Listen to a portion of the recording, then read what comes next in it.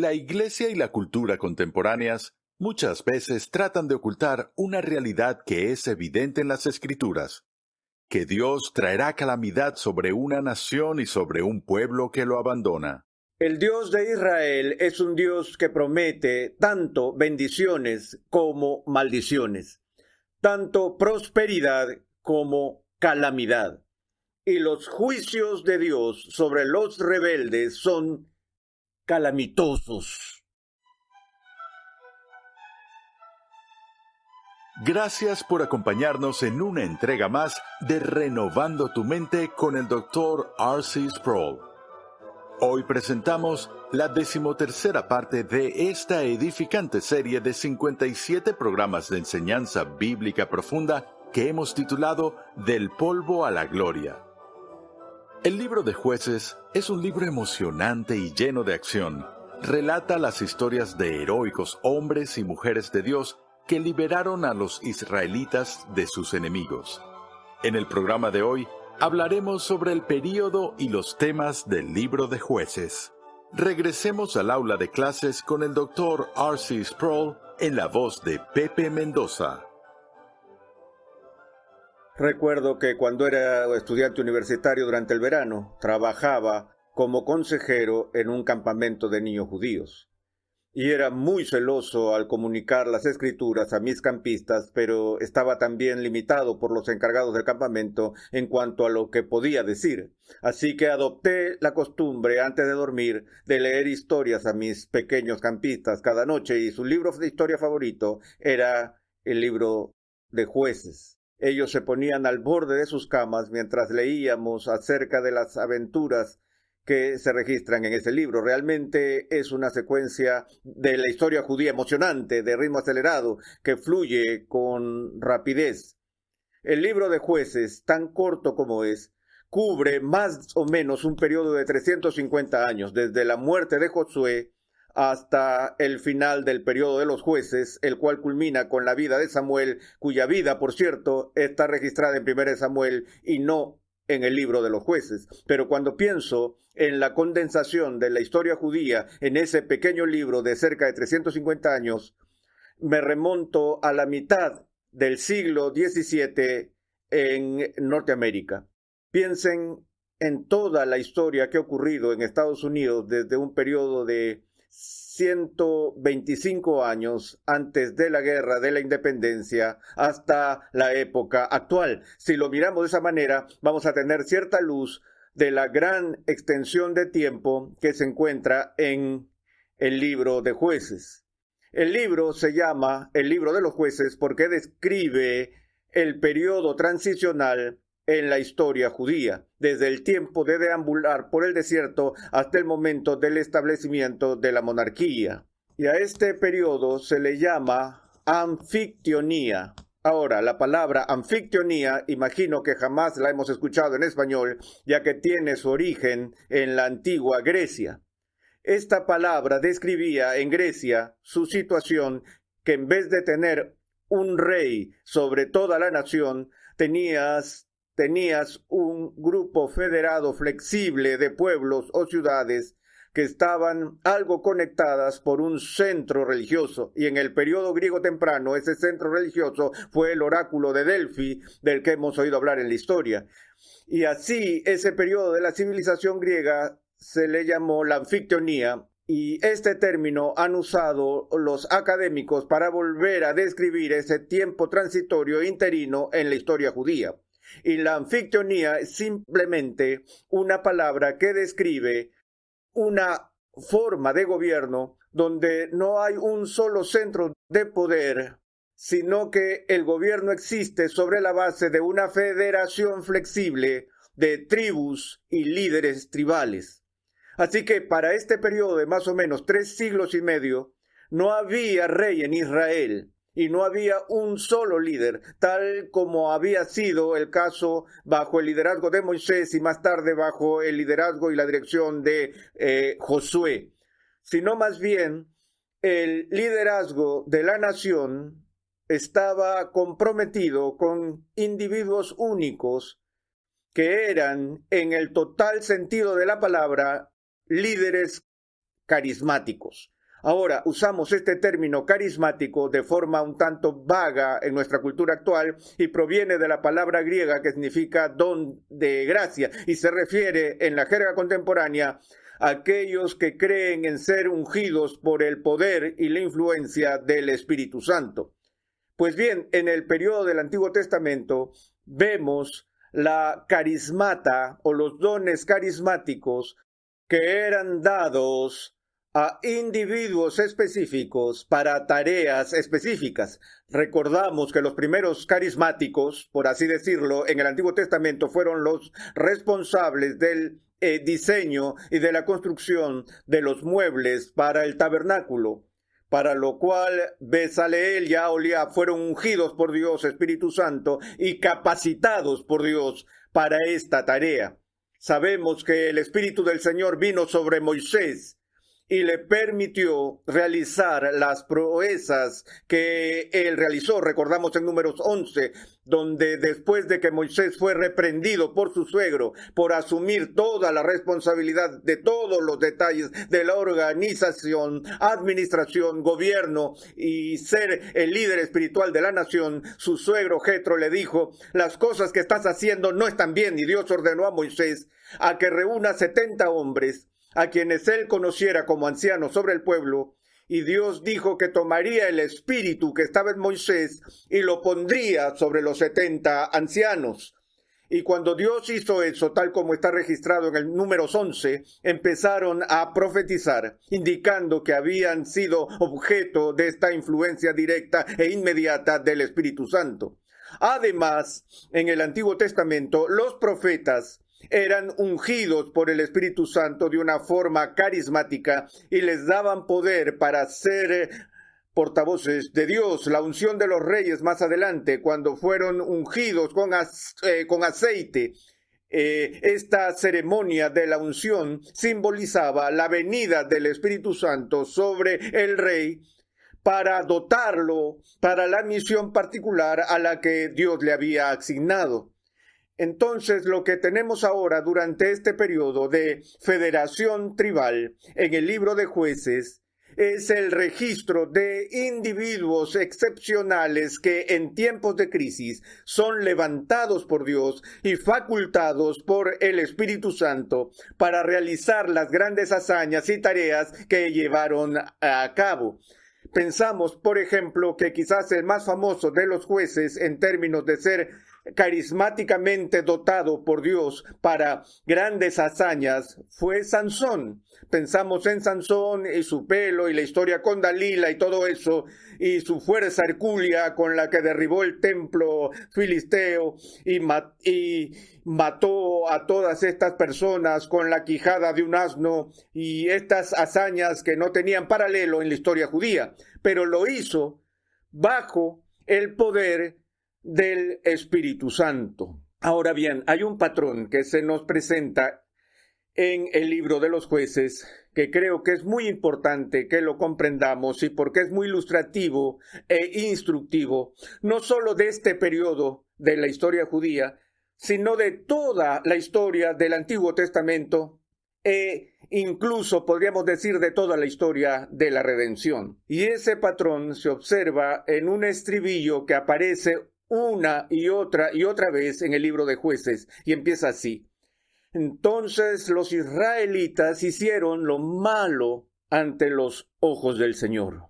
Y después de leer este nefasto prefacio, vemos que Dios levantaría a los enemigos de Israel y los usaría como una herramienta de castigo contra su propio pueblo.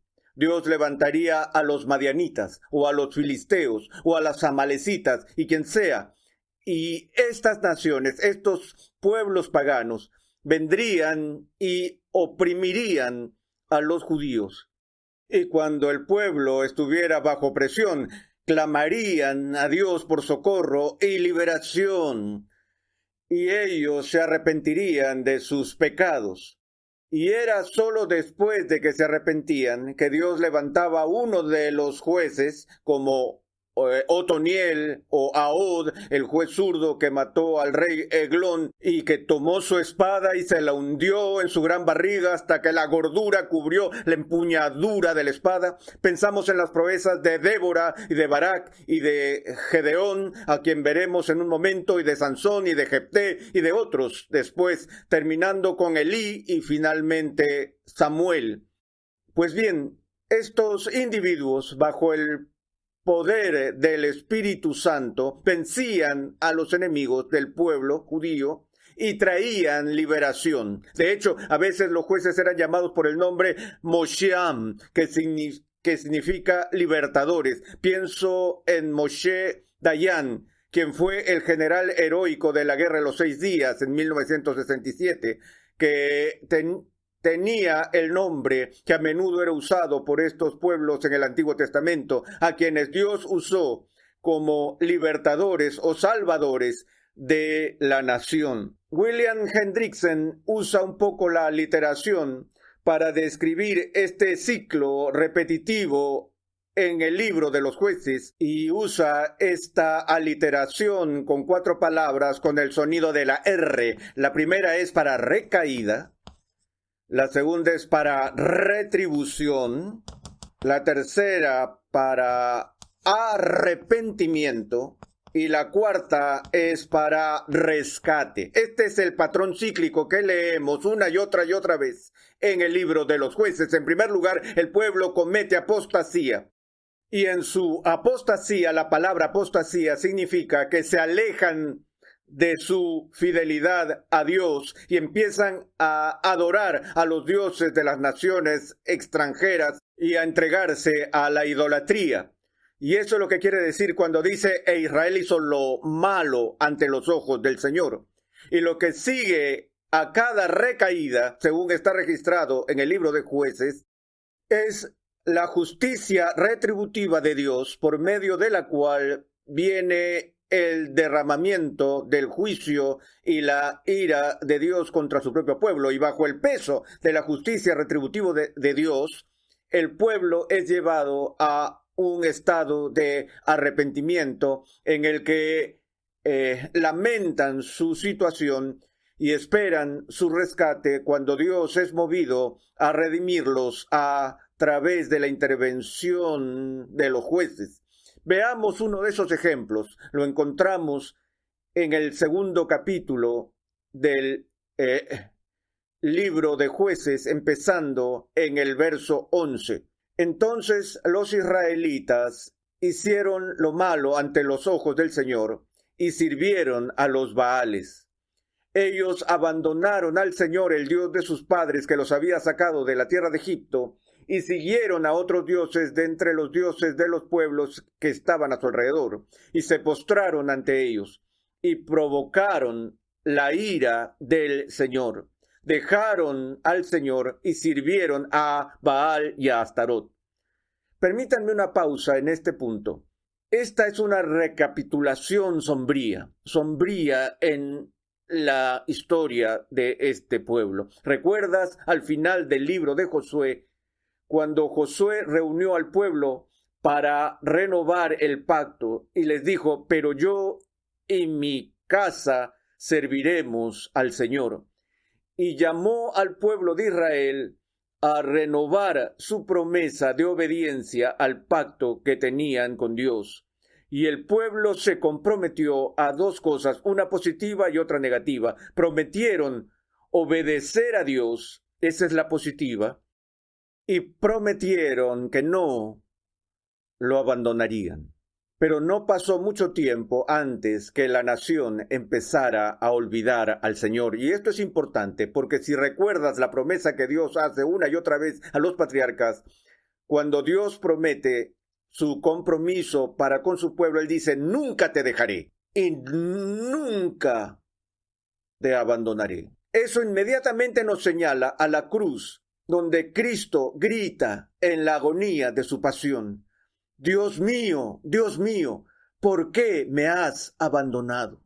Y algunos han sentido que esta es la angustia de la pasión de Jesús, en la cual se sentía simplemente tan solo, tan desolado, que tenía la sensación de haber sido abandonado, pero por supuesto Dios realmente no lo abandonó. Pero amados, Él sí lo abandonó, porque ese era el castigo por el pecado, ser abandonado por Dios. Y para que seamos redimidos, debemos ser librados del abandono divino. Y para que eso suceda, Cristo tuvo que asumir sobre sí el verdadero abandono. Ahora, finalmente, Él no fue abandonado porque Dios lo levantó de los muertos y, como dice el libro de Hechos, era imposible que la muerte lo retuviera, porque era imposible que el Padre abandonara a su Hijo por mucho tiempo. Pero toda la idea del abandono es un tema muy importante en la Escritura, que la promesa del pacto de Dios para aquellos que están en una relación con Él es: nunca te dejaré y nunca te abandonaré. Y el libro de Jueces da testimonio de que, aunque Dios castiga a su pueblo, está castigando a sus hijos, a quienes ama. Y aunque se sientan abandonados por un tiempo, Dios no los abandona a ellos. Sin embargo, el registro es que el pueblo sí lo abandonó. Esa es la gran diferencia entre el Dios de Israel y el Dios del pacto y su pueblo. Dios no nos abandona, pero estamos inclinados a abandonarlo. Y otra vez, lo que provoca aquí el abandono de Dios en este libro es el gran deseo del pueblo judío de ser como sus vecinos. Dios los había llamado a no conformarse. Dios los había llamado a ser una nación santa. Dios los había llamado a ser santos y a huir de la idolatría. Pero eso era impopular en esos días. Y es impopular hoy también. Sin embargo, vemos este ciclo que se produce cuando el pueblo hacía lo correcto ante sus propios ojos, abandonaron la ley de Dios y comenzaron a imitar las prácticas de sus vecinos paganos. Y ese ciclo no dura simplemente 350 años. Ese es el ciclo que el pueblo de Dios ha vuelto a vivir una y otra vez a través de la historia de la iglesia. Leemos entonces en el versículo 14 que se encendió la ira del Señor contra Israel y los entregó en manos de los saqueadores que los despojaron. Los vendió en manos de sus enemigos por todas partes, de modo que ya no pudieron enfrentarse a sus enemigos. Y cada vez que salían, la mano del Señor estaba contra ellos para mal, tal como el Señor había dicho y como el Señor les había jurado a ellos, y se angustiaron en gran manera. El Dios de Israel es un Dios que promete tanto bendiciones como maldiciones, tanto prosperidad como calamidad. Y los juicios de Dios sobre los rebeldes son calamitosos. Tenemos la tendencia a tener una Biblia expurgada en la vida de la iglesia hoy en día, donde queremos eliminar estas cosas que son un patrón recurrente de las acciones de Dios y que Dios traerá calamidad sobre una nación y sobre un pueblo que lo abandona. Sin embargo, leemos en el versículo 16: entonces el Señor levantó jueces que los libraron de la mano de los que los saqueaban, pero no escucharon a sus jueces, sino que se prostituyeron con otros dioses y se inclinaron ante ellos. Se apartaron pronto del camino en que sus padres habían andado en obediencia a los mandamientos del Señor. No hicieron como sus padres. Y cuando el Señor les levantó jueces, el Señor estaba con el juez y los libraba de manos de sus enemigos todos los días del juez, porque el Señor se compadecía por el gemido a causa de los que los oprimían y afligían. Pero este pasaje que acabo de leer se repite tantas veces como el estribillo de una canción en este libro. De nuevo, recaída, retribución, arrepentimiento y rescate. Ahora, el carácter y el perfil de cada uno de los jueces que se describen aquí en este libro es un estudio fascinante de individuos piadosos. Pero en el breve tiempo que nos queda, quiero que presten atención a uno de ellos que creo que es particularmente excepcional y uno de mis favoritos, Gedeón. Nos encontramos con Gedeón en el capítulo 6 de Jueces, y el 6º capítulo empieza con estas palabras. Los hijos de Israel hicieron lo malo ante los ojos del Señor, y el Señor los entregó en manos de Madián. Luego, en el verso 11, el ángel del Señor vino a Gedeón, y el ángel del Señor se le apareció y le dijo, el Señor está contigo, oh valiente guerrero. Imagina eso como un saludo, como el ángel que fue enviado a María posteriormente con este saludo. Aquí el saludo de Gedeón, quien es simplemente un agricultor, no es un soldado, y Dios le habla a través de este ángel y le llama valiente guerrero. Lo distingue como un hombre de extraordinaria valentía. Ahora, creo que Gedeón estaba un poco confundido por este saludo.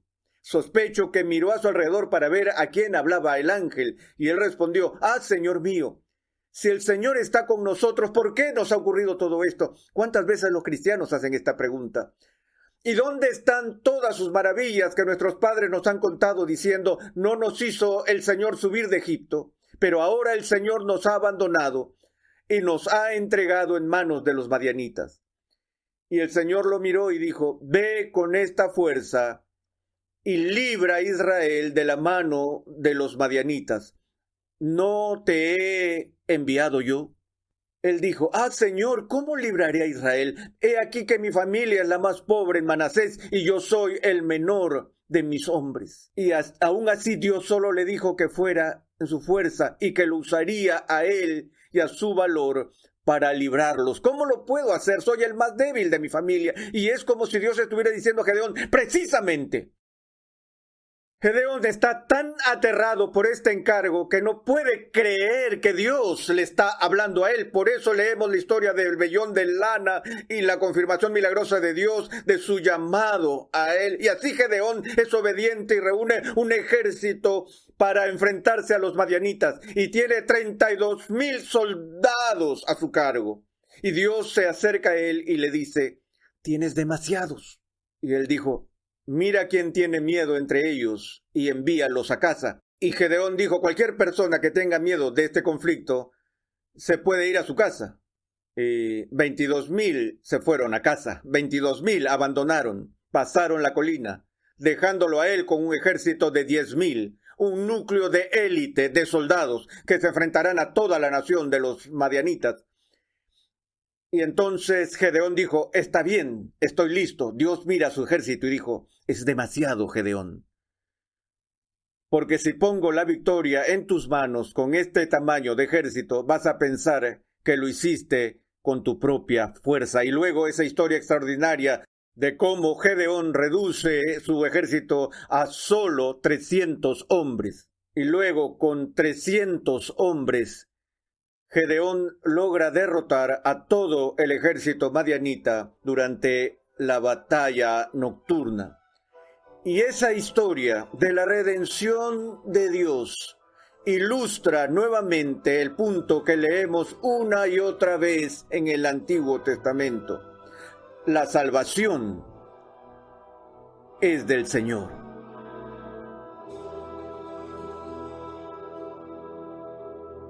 Hoy hemos visto cómo mientras la idolatría y la apostasía compiten con el pacto de Dios por los corazones de su pueblo, los jueces traen liderazgo y victoria en una época en que Israel no tenía rey. Su comisión divina revela el compromiso de Dios con el pacto y con Israel, incluso cuando su pueblo se alejaba de él. Dios nunca rompe su promesa y es fiel a su pueblo y al pacto. La historia corrupta de la monarquía de Israel es la triste consecuencia de la rebelión de Israel contra su divino rey. En la siguiente entrega de esta serie, el Dr. Sproul discute el primer libro de Samuel.